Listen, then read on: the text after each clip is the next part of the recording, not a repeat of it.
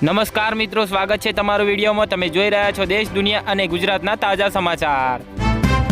જામનગરમાં બાંધકામના સ્થળે શ્રમિક મહિલાનું રહસ્યમય મોત, રિક્ષામાં મૃતદેહ લઈ જતા પોલીસે અટકાવ્યા। સુરતમાં મિલેનિયમ માર્કેટ 1માં ભીષણ આગ લાગી, ફાયર વિભાગની ટીમ ઘટના સ્થળે જોવા મળી। જામનગર જિલ્લા પોલીસ વિભાગની ત્રીજી આંખ ચાંપતી નજર રાખવામાં રાજ્યભરમાં રેન્કિંગમાં બીજા સ્થાને જોવા મળ્યો। નસવાડીમાં જીબી સોલંકીનું ભવ્ય સન્માન, 6 બેઠકો બિનહરીફ થવાનો હુંકાર જોવા મળ્યો। જામનગરમાં કાલાવડ નજીક મછલીવડ ગામ પાસે 2 બાઇક સામસામે અથડાયા, એકનું કમકમાટી ભર્યું મોત થયું।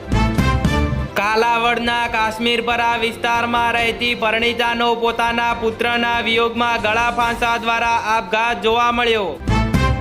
જામનગરના નવાગામ ગેડ વિસ્તારના રેઢી પડેલી કારમાંથી ઇંગ્લિશ દારૂ પકડાયો, આરોપીની શોધખોળ કરાઈ। જામનગર જિલ્લામાં ચાલી રહેલી ધોરણ 10ની બોર્ડની પરીક્ષામાં આજે વિજ્ઞાન વિષયના પેપરમાં 270 વિદ્યાર્થીઓ ગેરહાજર રહ્યા, કોઈ કોપી કેસ નહીં।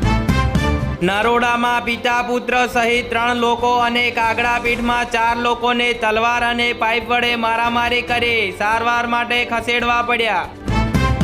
યુપીની સગીરાનું અપહરણ કરનાર યુવકને છાણી પોલીસે અનેક ફેક્ટરીઓમાં ફરી ઝડપી પાડ્યો। વડોદરામાં નંદેસરી નજીક સાકરિયાપુરા રેલવે ટ્રેક પર માથું અને ધડ કપાયેલી યુવકની લાશ મળતા ચકચાર મચ્યો। વડોદરા ખાતીપુરા વચ્ચે હોળી નિમિત્તે સ્પેશિયલ ટ્રેનની જાહેરાત કરાઈ। નાગા બાવાના વેશમાં ફરતા ગઠિયાઓ સક્રિય બન્યા, પોરબંદરથી વડોદરા દીકરાના ઘરે આવેલા પિતાએ સોનાની ચેન અને વીંટી ગુમાવ્યા। વૈદિક હોળી માટેનો ક્રેઝ વધ્યો, અમદાવાદ મ્યુનિસિપાલે હોળી કીટ માટેના ઓર્ડર લેવાનો બંધ કર્યો।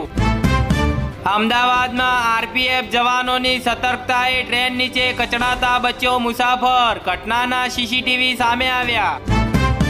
અમદાવાદ પ્લેન ક્રેશ વખતે એએમસીના સ્ટાફે 16.74 લાખનો ચા નાસ્તો કર્યો, સમિતિમાં બિલ પાસ કરાયા।